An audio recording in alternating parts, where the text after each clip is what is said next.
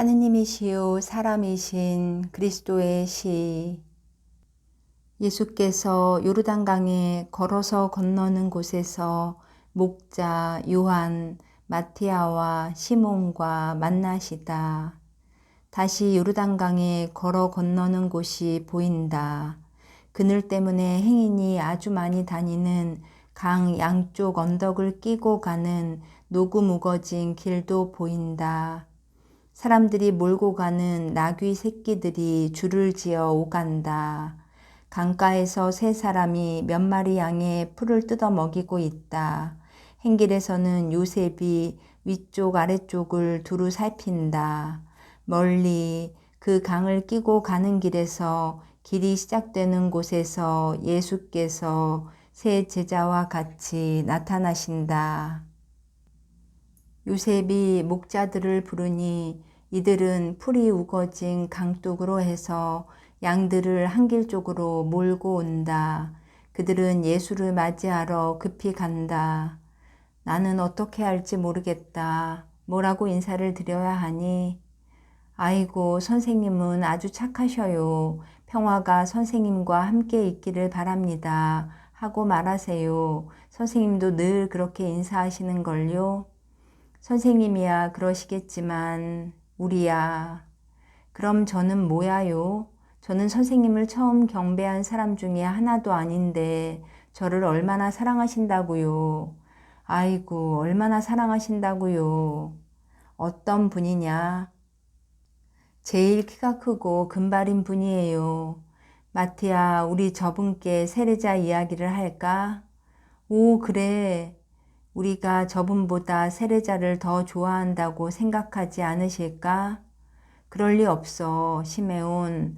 저분이 메시아이시면 사람들의 마음을 환히 들여다보실 거고, 그래서 우리 마음을 보시고 우리가 세례자를 통해서 저분만을 찾았다는 걸 아실 거야.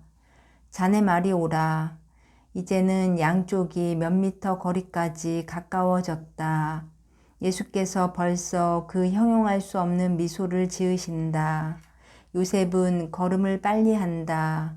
양들도 목자들에게 몰려 종종 걸음을 치기 시작한다.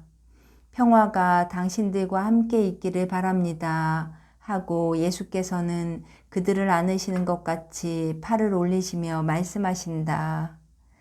내게 충실하고 세례자 요한에게 충실한 시메온과 요한과 마티아에게 평화가 있기를 바랍니다. 그리고 너 요셉에게도 평화가 있기를 하고 분명히 밝혀 말씀하시며 요셉의 뺨에 입맞춤하신다. 다른 세 사람은 이제는 무릎을 꿇고 있다. 자, 저 나무 밑 강가 모래사장으로 가서 이야기합시다. 일행은 내려가서 예수께서는 삐쭉 나와 있는 나무 그루터기에 앉으시고 다른 사람들은 땅바닥에 앉는다. 예수께서는 빙그레 웃으시며 한 사람 한 사람 아주 자세히 들여다보신다. 당신들의 얼굴을 익히게 해주시오.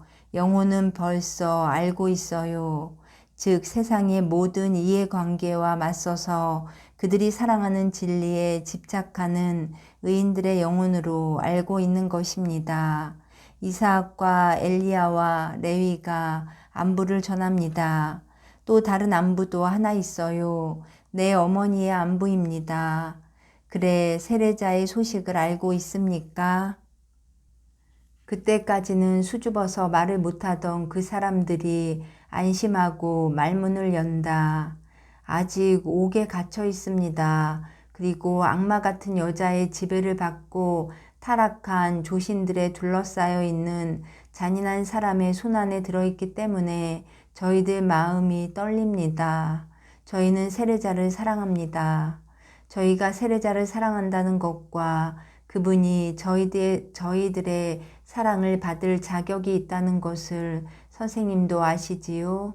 선생님이 베들레헴을 떠나신 뒤로 저희들은 사람들에게서 공격을 당했습니다. 그렇지만 사람들의 미움보다는 선생님을 잃은 것을 더 슬퍼했고 바람에 부러진 나무들과 같이 기가 죽었었습니다. 그러다가 눈꺼풀을 마주 꿰맨 사람같이 그 자신도 옥에 갇혀 있다시피 하기 때문에 태양을 찾으면서도 그의 피부에 느끼는 따뜻한 기운으로 그 태양을 발견하지 못하는 것 같은 고생스러운 오랜 세월을 지낸 다음 저희들은 세례자가 그리스도의 길을 준비하리라고 예언자들이 미리 말한 하느님의 사람이라는 것을 깨달았습니다. 그래서 세례자에게로 갔습니다. 저희들은 이렇게 생각했었습니다. 세례자가 그리스도를 앞서간다면 그에게로 가면 그리스도를 만날 수 있을 것이다 하고 말입니다. 그것은 저희가 찾는 분은 주님이었기 때문입니다. 나도 그것을 압니다. 그리고 당신들은 나를 찾아냈고 내가 당신들과 같이 있는 것입니다.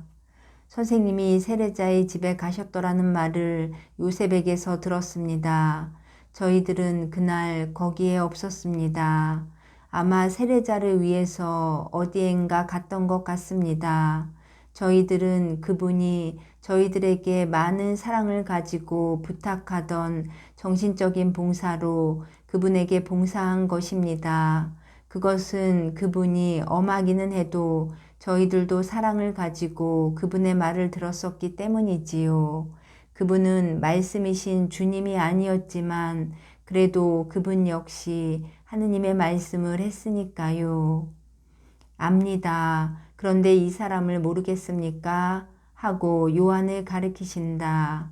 세례자에게 가장 충실한 많은 사람들 가운데 다른 갈릴레아 사람들과 같이 있는 것을 보았습니다.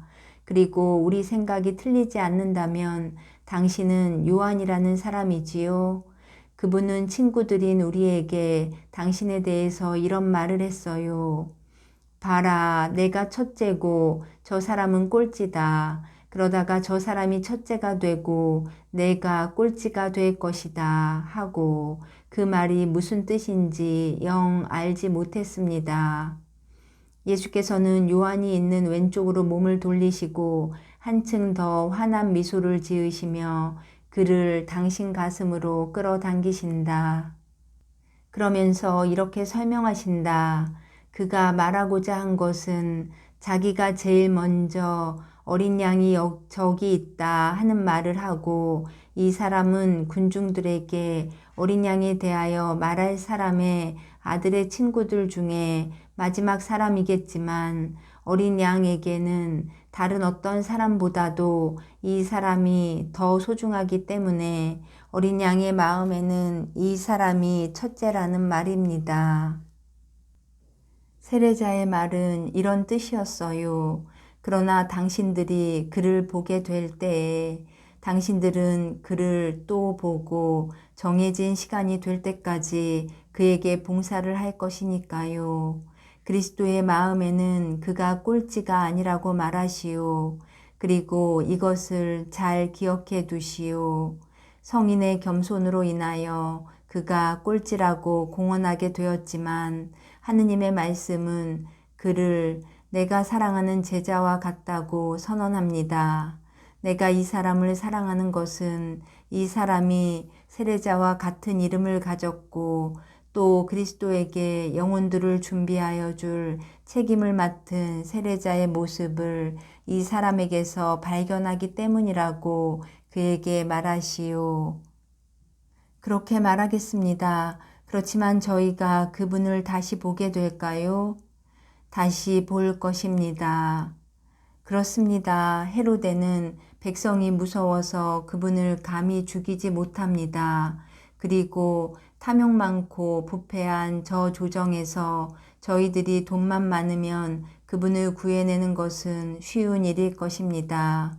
그렇지만 친구들이 돈을 많이 냈는데도 돈이 아직 많이 모자랍니다.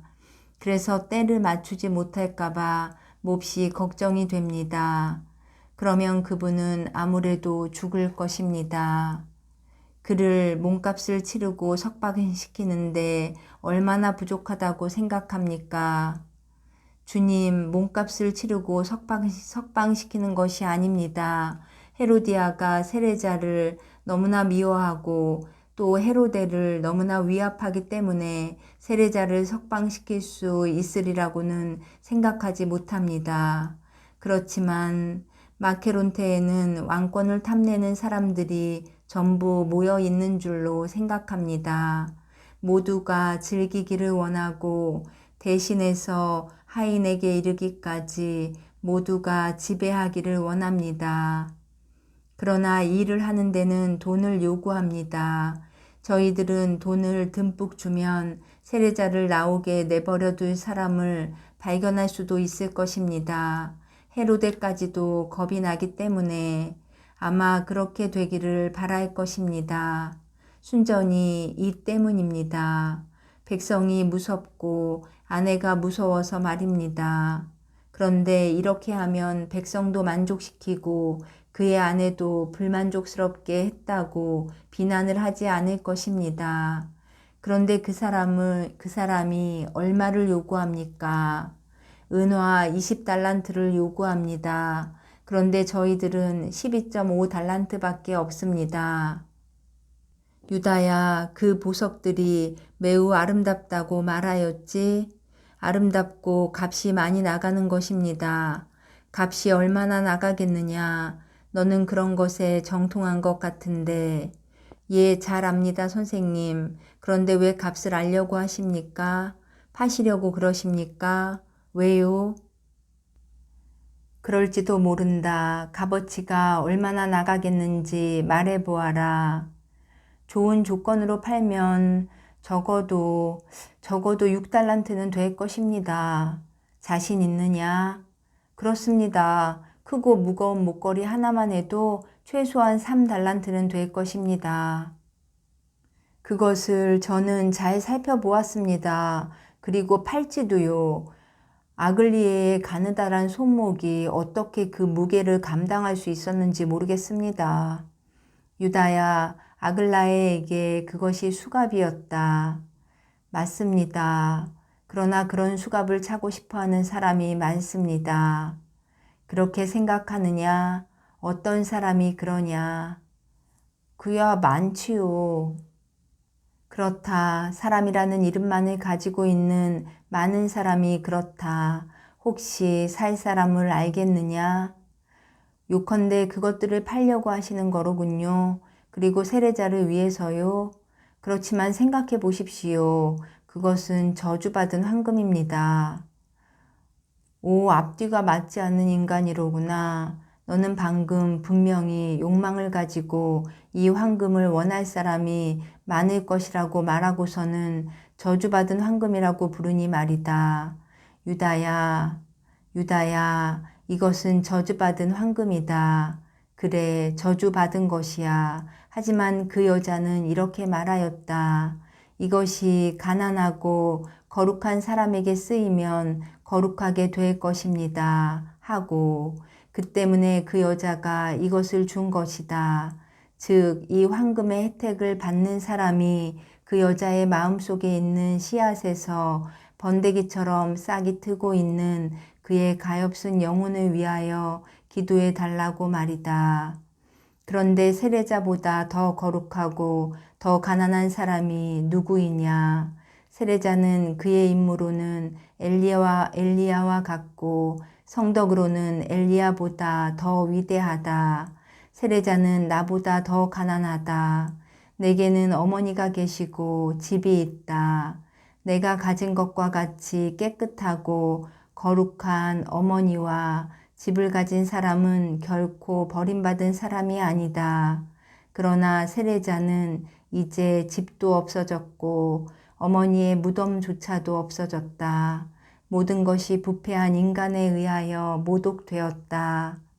그런데 살 사람은 어떤 사람이냐? 예리고에 한 사람이 있고 예루살렘에 많이 있습니다. 그렇지만 예리고에 있는 사람은 그 사람은 교활한 근동 사람인데 황금 몰리를 하는 사람이고 고리대금을 하고 골동품 상인이고 뚜장이이며 틀림없이 도둑이고 어쩌면 살인을 했는지도 모르고 틀림없이 로마 당국에 쫓기는 사람일 것입니다. 히브리인으로 보이려고 이스하악이라는 이름을 쓰고 있지만 진짜 이름은 디오메데스입니다. 저는 그 사람을 잘 알고 있습니다. 알겠어 하고 말을 별로 하지 않지만 모든 것을 관찰하는 열성당원 시몬이 말을 가로막는다. 그리고 이렇게 묻는다. 자넨 어떻게 해서 그 사람을 그렇게 잘 아나? 아니, 이것 봐. 유력한 친구들을 기쁘게 하려고 그 사람을 보러 가서 거래를 했었지. 우리 성전 사람들은 말이야. 그래, 자네들은 못하는 일이 없지 하고 시몬이 쌀쌀하게 비꼬는 어조로 결론을 내린다. 유다는 얼굴을 붉히지만 말을 안 한다. 그 사람이 살 수 있겠느냐 하고 예수께서 물으신다. 그럴 것으로 생각합니다. 그 사람은 돈이 떨어지는 일이 절대로 없습니다. 물론 팔 줄을 알아야 합니다. 그 사람은 협잡꾼이고 장꾀가 많아서 상대가 정직한 사람이고 둥지에서 갓 나온 비둘기같이 순진하다는 것을 알게 되면 소원대로 등쳐먹으니까요. 그렇지만 자기와 같은 독수리를 만나면 유다, 자네가 가게. 자네가 꼭 알맞는 유형이야. 자네는 여우처럼 얕고 독수리처럼 욕심이 많으니까 말이야. 아이고 선생님 용서하십시오. 제가 선생님을 앞질러 말했군요. 나도 너와 같은 의견이다. 그래서 유다더러 가라고 하겠다. 요한도 유다와 같이 가거라. 우리는 해질 무렵에 다시 만나기로 하자. 만날 장소는 장마당 옆이다. 가라. 그리고 최선을 다해라. 유다는 곧 일어난다.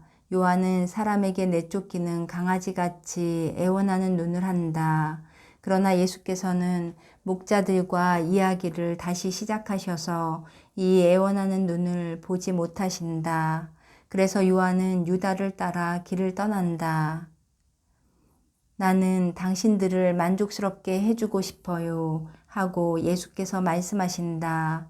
선생님은 저희들에게 항상 기분 좋은 분이실 것입니다.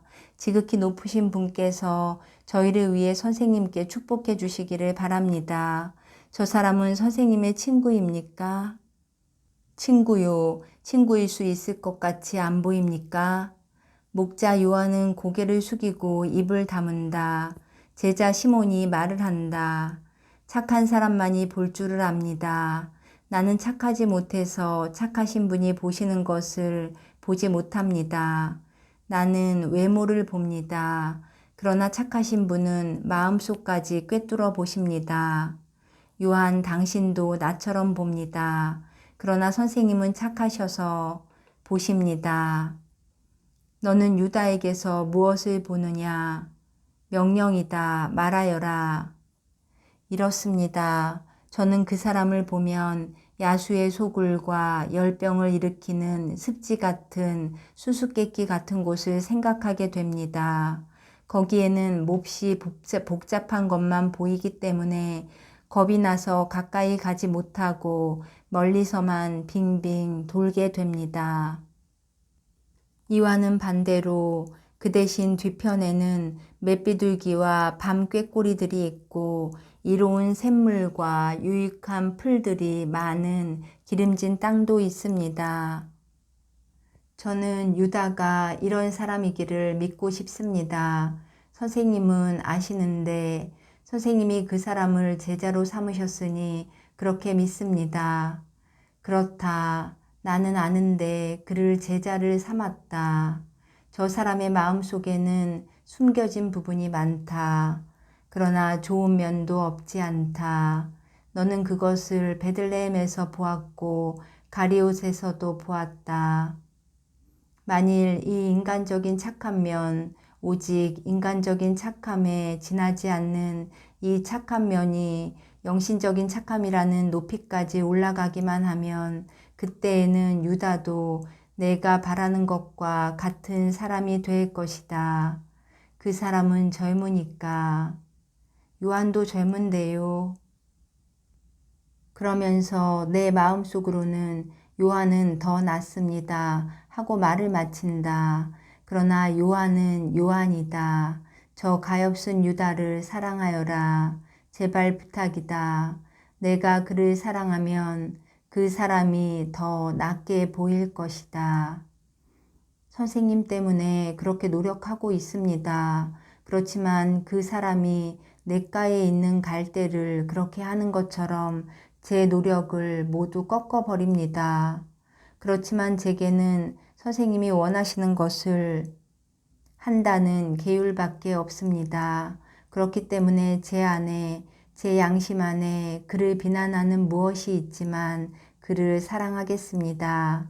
시몬아, 내가 말하는 그 무엇이 어떤 것이냐?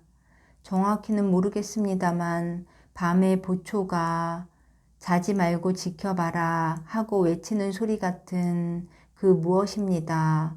잘 모르겠습니다. 그것은 이름이 없습니다. 그러나 제 안에서 그 사람을 반대해서 일어나는 어떤 외침 같은 것입니다. 시몬아, 그 생각은 이제 하지 말고 그 생각을 분명하게 만들려고도 하지 말아라. 어떤 진실들을 알면 괴로운 법이다. 그리고 그것들을 아는 것이 내게는 오해의 원인이 될 수도 있을 것이다. 내 선생이 하는 대로 내버려 두고 너는 내 사랑이나 내게 주고 내 사랑이 나를 기쁘게 한다는 것이나 생각하여라. 이것으로 모든 것이 끝난다.